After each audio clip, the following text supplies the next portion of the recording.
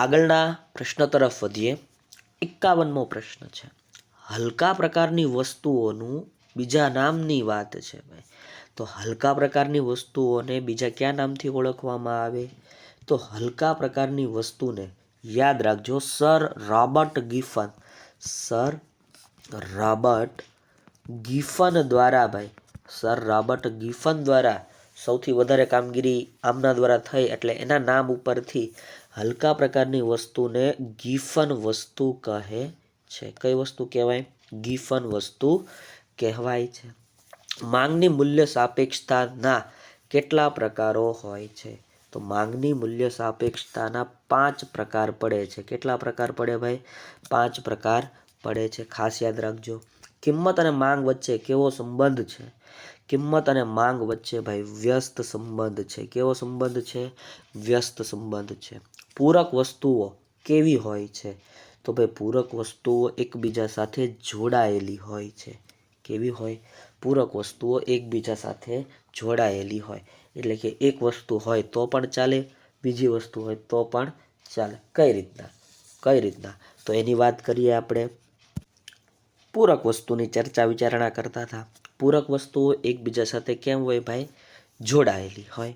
બરાબર. જેમ કે આપણે વાત કરીએ, ફોન હોય, તો ફોનની અંદર સિમ કાર્ડ મહત્વનું છે. બરાબર. જો ખાલી સિમ કાર્ડ હોય તો પણ કાંઈ કામનું નથી, જો ખાલી ફોન હોય તો પણ કામનું નથી. માંગનું વિસ્તરણ માંગ રેખા પર કઈ તરફ જોવા મળશે? તો માંગનું વિસ્તરણ માંગ રેખા ઉપર કઈ તરફ જોવા મળશે? નીચેની તરફ જોવા મળશે. કઈ તરફ? નીચેની તરફ. નીચેનામાંથી માંગને કોની સાથે સંબંધ નથી? તો ભાઈ માંગને કોની સાથે સંબંધ નથી? ગ્રાહક સાથે સંબંધ નથી. સમય સાથે સંબંધ છે, કિંમત સાથે સંબંધ છે, પુરવઠા સાથે સંબંધ છે, પણ ગ્રાહક સાથે એને એક પણ પ્રકારનો સંબંધ નથી. માંગનો નિયમ કોણે આપ્યો?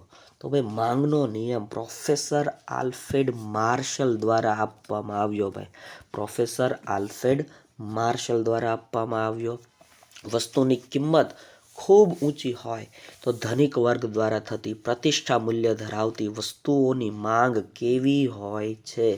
તો મિત્રો વસ્તુની કિંમત ખૂબ ઊંચી હોય તો ધનિક વર્ગ દ્વારા થતી પ્રતિષ્ઠા મૂલ્ય ધરાવતી વસ્તુની માંગ કેવી હોય છે?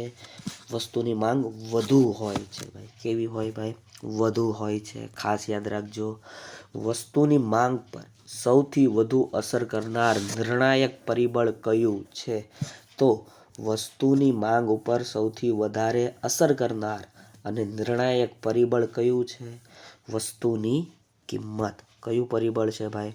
વસ્તુની કિંમત. બરાબર. ખાસ યાદ રાખજો ભાઈ, વસ્તુની કિંમત આમાં સાચો જવાબ બને છે. અવેજી વસ્તુની કિંમતમાં ઘટતા મૂળ વસ્તુની માંગમાં શું ફેરફાર થાય? ઘટાડો થાય ભાઈ, બીજું કંઈ ફેરફાર ન થાય. અવેજી વસ્તુની કિંમત ઘટતા મૂળ વસ્તુની માંગમાં શું ફેરફાર થાય? તો ઘટાડો થાય ભાઈ. શું થાય ભાઈ? ઘટાડો થાય છે. બરાબર. ભવિષ્યમાં વસ્તુની કિંમતમાં વધારા અંગેની અટકળ હોય તો તે વસ્તુની વર્તમાનમાં માંગમાં શું ફેરફાર થાય? તો ભવિષ્યમાં વસ્તુની કિંમતમાં જો વધારા અંગેની અટકળ હોય ને તો તે વસ્તુની વર્તમાનમાં માંગમાં શું ફેરફાર થાય? તો એની વસ્તુની માંગમાં વધારો થાય. શું ફેરફાર થાય? વધારો થાય. માંગનો નિયમ નીચેનામાંથી કયા પરિબળોમાં ફેરફાર થાય છે? તો ભાઈ માંગનો નિયમ વસ્તુની કિંમત, બરાબર, વસ્તુની કિંમતના પરિબળમાં ફેરફાર કરે છે. વસ્તુની કિંમત. કઈ રેખા ડાબી બાજુથી જમણી બાજુ ઉપરની તરફ ગતિ કરે છે? તો ભાઈ અહીંયા આવે છે માંગ રેખા. બરાબર. માંગ રેખા 63માં સાચો જવાબ આવે છે ભાઈ. જે ડાબી બાજુથી જમણી બાજુ ઉપરની તરફ ગતિ કરે છે એ જવાબ આવે છે માંગ રેખા. મિત્રો આમાં પણ ફરી વાર કહેવાનું મન થાય, વિડીયો ગમતો હોય તો એક લાઈક કરજો, શેર કરજો, કમેન્ટ સેક્શનમાં કમેન્ટ કરજો, અને આવા નવા વિડીયો જોવા માટે અમારી આ ચેનલને, બરાબર, હિત સ્ટડીને સબસ્ક્રાઈબ કરી નાખજો. બરાબર. હિત સ્ટડીને સબસ્ક્રાઈબ કરીને રાખી મૂકો ભાઈ. આગળ વધીએ. ત્યારબાદ વસ્તુની કિંમત અને માંગ વચ્ચેના વ્યસ્ત સંબંધની સમજૂતી કયું કારણ આપે છે? તો વસ્તુની કિંમતની વાત છે અને માંગ વચ્ચેની વાત છે. તો એ વ્યસ્ત સંબંધ કઈ વસ્તુ દ્વારા આપણને સમજૂતી આપી શકે? આવક અસર દ્વારા. બરાબર, જવાબ શું આવશે ભાઈ? આવક અસર દ્વારા આપણને સમજૂતી મળે છે. માંગના નિયમનો અપવાદ કયો છે? તો ભાઈ માંગના નિયમનો અપવાદ તમે જુઓ છો અત્યંત સસ્તી વસ્તુઓ છે ભાઈ. બરાબર, અત્યંત સસ્તી વસ્તુઓ આ માંગના નિયમનો શું છે ભાઈ? અપવાદ છે. ખાસ યાદ રાખજો, અત્યંત સસ્તી વસ્તુઓ. હલકા પ્રકારની વસ્તુઓનો ખ્યાલ કોણે આપ્યો હતો? તો આપણે આગળ જ ચર્ચા કરી ભાઈ, સર રોબર્ટ ગિફન દ્વારા. ભાઈ સર રોબર્ટ ગિફન દ્વારા હલકા પ્રકારની વસ્તુઓની છણાવટ કરવામાં આવી હતી. માંગનું વિસ્તરણ સંકોચન શેના ઉપર આધારિત છે? તો ભાઈ માંગનું વિસ્તરણ અને સંકોચન, માંગનું વિસ્તરણ અને સંકોચન કિંમતમાં ફેરફારો ઉપર આધારિત છે ભાઈ. કિંમતમાં ફેરફારો ઉપર આધારિત છે. માંગ રેખા, ત્યારબાદ માંગ રેખાનું વિસ્તરણ સંકોચન કિંમત ઉપર આધારિત છે. ત્યારબાદ મૂળ માંગ રેખાથી જમણી તરફ સ્થાન બદલાતી નવી માંગ રેખા શું સૂચવે છે? તો એ સૂચવે છે માંગમાં વધારો. મૂળ માંગ રેખાથી જમણી તરફ સ્થાન બદલતી નવી માંગ રેખા શું સૂચવે છે? તો એ માંગમાં શું સૂચવે છે ભાઈ? વધારો સૂચવે છે.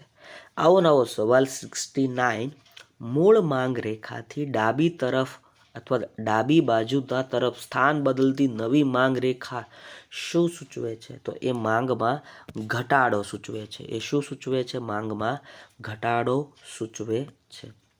નીચેનામાંથી એક જ માંગ રેખા પર કોને દર્શાવી શકાય? એક જ માંગ રેખા ઉપર કોને દર્શાવી શકાય? તો માંગનું સંકોચન અને વિસ્તરણને દર્શાવી શકાય ભાઈ. માંગનું સંકોચન અને વિસ્તરણને દર્શાવી શકાય છે ભાઈ. ખાસ યાદ રાખવા જેવું બાબત કહી શકાય. માંગની મૂલ્ય સાપેક્ષતામાં કયા પ્રકારની માંગનું વાસ્તવમાં અસ્તિત્વ જોવા મળતું નથી? જો માંગની મૂલ્ય સાપેક્ષતાના 5 પ્રકાર છે, એમાં વાસ્તવિક અસ્તિત્વ જોવા મળતું નથી એવી માંગ રેખાની વાત કરી તો એમાં આવે છે સંપૂર્ણ મૂલ્ય સાપેક્ષ માંગ. એ ઓપ્શન. બરાબર, સંપૂર્ણ મૂલ્ય સાપેક્ષ માંગ.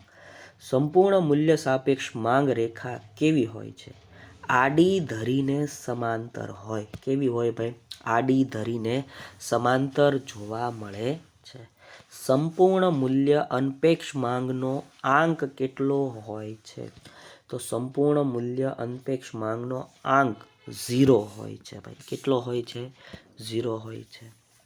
સંપૂર્ણ મૂલ્ય અનપેક્ષ માંગ કેવી હોય છે? સંપૂર્ણ મૂલ્ય અનપેક્ષ માંગ રેખા કેવી હોય છે? તો મિત્રો ઊભી ધરીને સમાંતર હોય છે. કેવી હોય ભાઈ? ઊભી ધરીને સમાંતર જોવા મળે છે. બરાબર, ખાસ યાદ રાખજો. વિડીયો ગમે તો ફરી લાઈક કરો, શેર કરો, કમેન્ટ સેક્શનમાં કમેન્ટ કરો. એકમ મૂલ્ય સાપેક્ષ માંગની મૂલ્ય સાપેક્ષતાનું માપ શું છે? તો ભાઈ એકમ મૂલ્ય સાપેક્ષ માંગની મૂલ્ય સાપેક્ષતાનું માપ બરાબર 1 છે. બરાબર 1 છે. માંગની આવક સાપેક્ષતાના મુખ્ય પ્રકારો કેટલા છે? 3. માંગની આવક સાપેક્ષતાના મુખ્ય પ્રકારો કેટલા છે? 3 છે. માંગની મૂલ્ય સાપેક્ષતાને માપવા માટેની રીત નીચેનામાંથી કઈ નથી? તો પહેલાં તો જોઈએ રીત કઈ છે. ગુણોત્તરની રીત આ છે, ભૌમિતિક રીત આ પણ છે, કુલ ખર્ચની રીત આ પણ છે, પણ આવકની રીત નથી. ઓપ્શન તમારો જવાબ આવશે ડી. બરાબર, આવકની રીત. માંગની મૂલ્ય સાપેક્ષતાને માપવાની કેટલી રીતો છે? તો માંગની મૂલ્ય સાપેક્ષતાને માપવાની 3 રીતો છે અને એ 3 તમારી સામે છે. ગુણોત્તરની રીત, ભૌમિતિક રીત અને કુલ ખર્ચની રીત. કિંમતના ઘટાડાને કારણે પુરવઠામાં થતા ફેરફારને શું કહેવાય? કિંમતમાં ઘટાડો થાય અને એના કારણે પુરવઠામાં પણ ફેરફાર થાય. જેને સંકોચન કહેવાય. શું કહેવાય ભાઈ? સંકોચન. બરાબર, સંકોચન કહે છે. ખાસ યાદ રાખવા જેવો પ્રશ્ન કહી શકાતો હોય એને. કિંમત સિવાયના પરિબળો પ્રેરિત ફેરફારને લીધે પુરવઠામાં થતા પરિવર્તનને શું કહેવાય? તો મિત્રો એને કહેવાય વધારો ઘટાડો. કિંમત સિવાયના પરિબળો પ્રેરિત ફેરફારને લીધે પુરવઠામાં થતા પરિવર્તનને શું કહેવાય?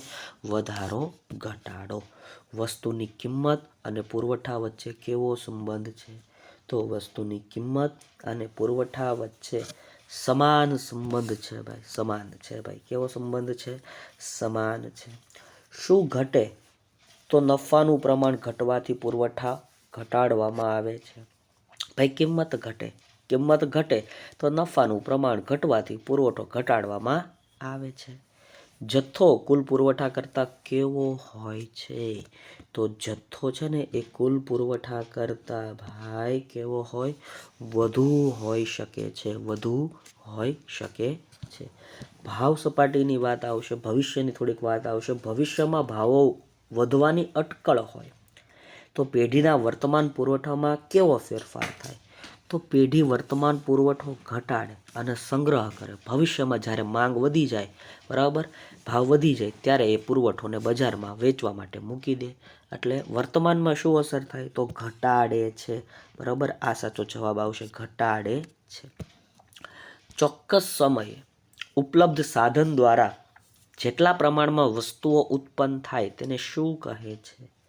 તો ચોક્કસ સમયે ઉપલબ્ધ સાધનો દ્વારા જેટલા પ્રમાણમાં વસ્તુઓ ઉત્પન્ન થાય તેને શું કહેવાય? એને ઉત્પાદન કહેવાય છે. એને શું કહેવાય? ઉત્પાદન કહે છે. વસ્તુના કુલ વેચાણક્ષમ એકમોનું પ્રમાણ એટલે શું? વસ્તુના કુલ વેચાણક્ષમ એકમોનું પ્રમાણ એટલે જ વાલા મિત્રો જથ્થો. બરાબર, એટલે જ જથ્થો.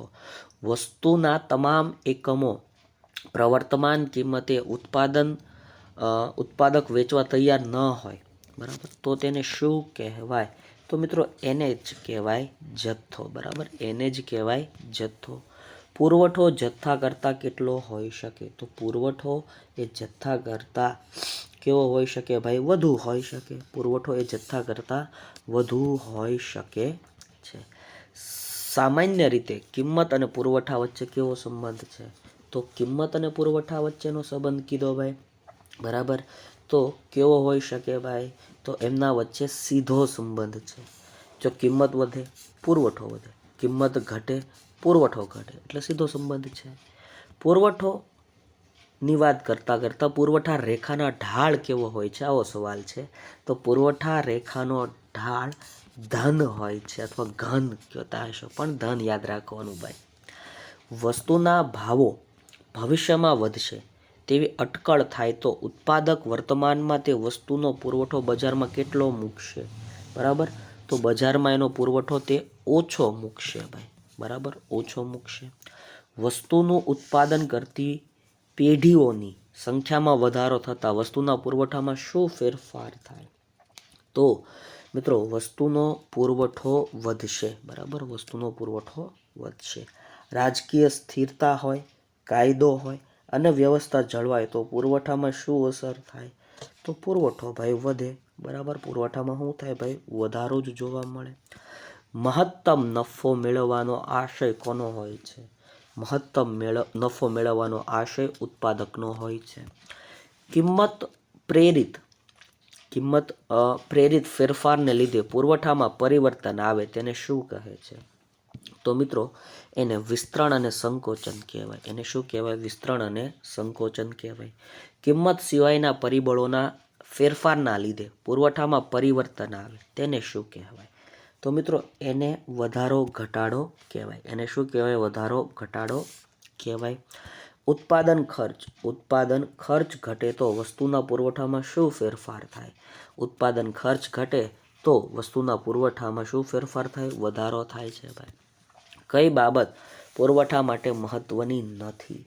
તો કઈ બાબત પુરવઠા માટે મહત્વની નથી? ઉત્પાદન પદ્ધતિ મહત્વની છે, ટેકનોલોજીની કક્ષા મહત્વની છે, રાજકીય સ્થિરતા મહત્વની છે, સર્વસુલભ વસ્તુઓ આ મહત્વની નથી. કિંમત વધતા પુરવઠામાં શું ફેરફાર થાય છે? કિંમત વધતા પુરવઠા વિસ્તરે છે ભાઈ. શું થાય છે?